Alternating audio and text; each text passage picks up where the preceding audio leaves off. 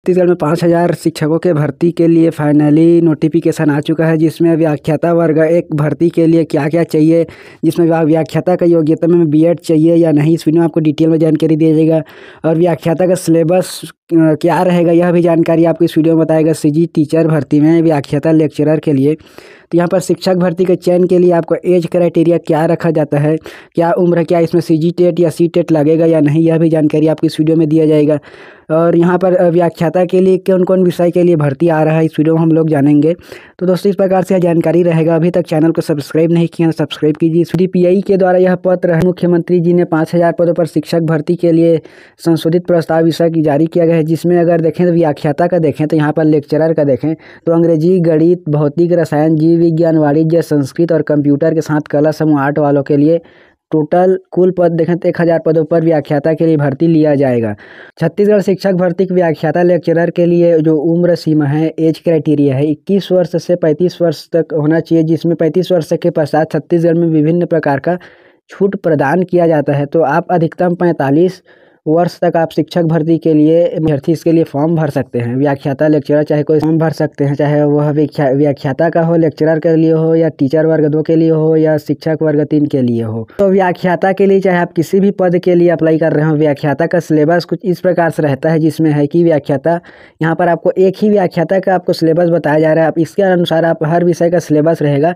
इसमें सिलेबस में केवल एक ही बदलाव होता है। जैसे आप व्याख्याता अंग्रेजी के लिए अप्लाई कर रहे हैं तो उसमें आपको 100 नंबर का रहेगा, आपका मेन सब्जेक्ट का रहेगा। जैसे इंग्लिश के लिए अप्लाई कर रहे हैं तो इंग्लिश का रहेगा। अगर आप गणित व्याख्याता के लिए अप्लाई कर रहे हैं तो 100 नंबर गणित का सिलेबस रहेगा। अगर आप जीव विज्ञान के लिए अप्लाई कर रहे हैं तो जीव विज्ञान का सिलेबस रहेगा 100 नंबर का अकेला, उसी आपका मेन सब्जेक्ट का। जिस प्रकार से आप पीजी करते हैं तो आपको मेन ही सब्जेक्ट को अलग अलग पार्ट में पढ़ते हैं, उसी प्रकार से व्याख्याता भर्ती के लिए लेक्चरर के लिए जो सिलेबस रहता है वो अपने मेन सब्जेक्ट से ही मतलब 100 नंबर का होता है। यहाँ पर 100 नंबर का आपका मेन सब्जेक्ट का सिलेबस रहेगा और 50 नंबर का बाकी का रहेगा। तो इस प्रकार से यहाँ पर सिलेबस रहेगा। जो 50 नंबर का डिफरेंट होता है वो यहाँ पर होता है। इस प्रकार से आप लोग देखेंगे।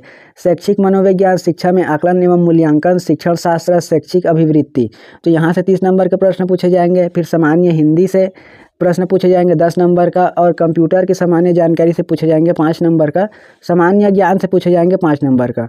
यही व्याख्याता में सभी में सेम होता है। बाकी उसके पश्चात जो 100 नंबर का होता है व्याख्याता में, वो आपके मेन सब्जेक्ट से ही रिलेटेड होता है, वही आपका सिलेबस में रहता है। दोस्तों व्याख्याता भर्ती के लिए न्यूनतम जो शैक्षणिक योग्यता है, क्वालिफिकेशन है, वो कुछ इस प्रकार से आप किसी भी विश्वविद्यालय से आपको दूसरे श्रेणी में मतलब सेकेंड डिवीजन में किसी भी विषय में जिस विषय के लिए आप मतलब योग्यता रखते हैं उसके लिए आप उसमें आपको स्नातकोत्तर पीजी की डिग्री होना चाहिए और बीएड।